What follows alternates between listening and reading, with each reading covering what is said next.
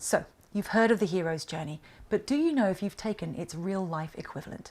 Or more importantly, have you taken the real-life equivalent and learned the real heroic lesson? Or have you, like most of us, been seduced by the less than healthy Hollywood version? This short video will help you to work all of this out.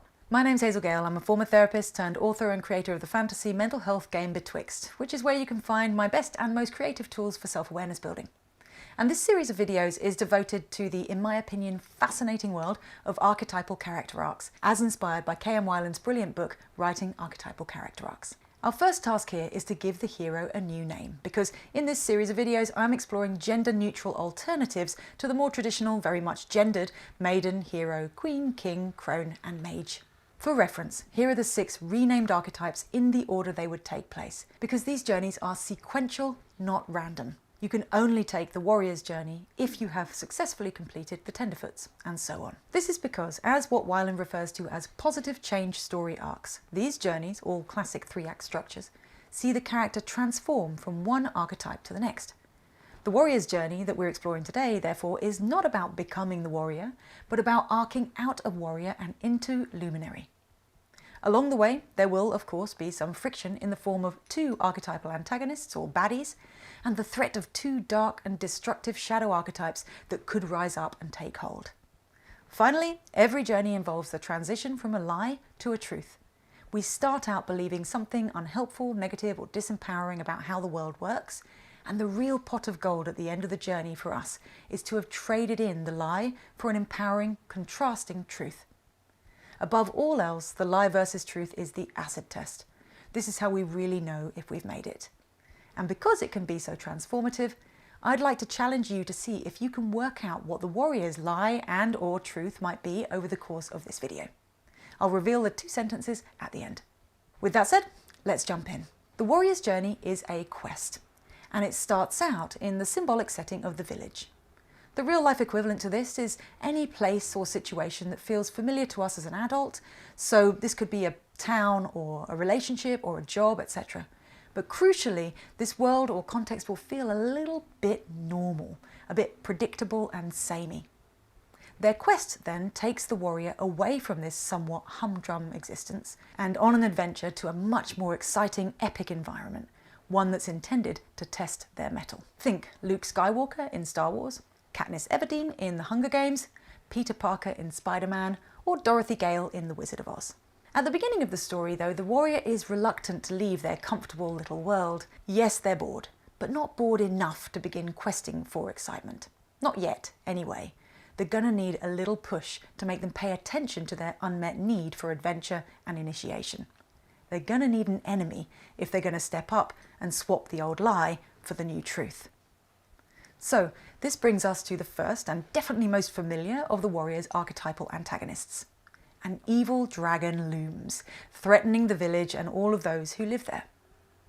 Someone clearly needs to do something about this threat, but the warrior is fairly certain at this point that it won't be them. There must be some other braver, more mature candidate for the task. You see, whether the warrior is a little bit idle or a bit disconnected or a bit wild, perhaps, they are not yet in touch with their own personal power or responsibility and therefore don't jump at the chance to slay the dragon and cover themselves in glory. That is until their inciting event. The threat of the dragon grows personal. Someone important to them is killed, perhaps, like Uncle Ben in Spider-Man, or hurt or captured or wronged in some other way. And now the warrior is left with no choice but to accept the call to adventure. So they embark on their quest to defeat the dragon, a greedy, treasure-hoarding creature that has stolen something or someone vital from the kingdom, leaving the warrior's world in a state of vulnerability and unrest. Now, traditionally, the hero, who represents the masculine side of the psyche, has to rescue from this dragon the damsel in distress or possibly retrieve a treasure such as the Holy Grail. These things all represent the feminine, which means that the hero/warrior's journey is all about union and reintegration. Internally, by bringing the masculine and feminine aspects of the psyche into balance so that we're ready for external reintegration with the community, which happens at the end of the story. The warrior's call to adventure, then, is about the need to prove ourselves worthy of love and connection. The battle with the dragon will involve some kind of self-sacrifice in the end, a test of our ability to use our power responsibly. And it is by passing this test that we will rescue the hard-to-attain treasure, or the healing elixir as Wieland calls it, so we can return to the kingdom brandishing just what's needed to restore the land to health and balance. This brings us to the second of the warrior's antagonists, the sick king. In story, this may literally be an unwell ruler or an incapable or corrupt one. In any case, this impairment at the level of leadership represents the effect of the dragon's theft, stagnation. The natural cycles have been halted. This is never a good thing.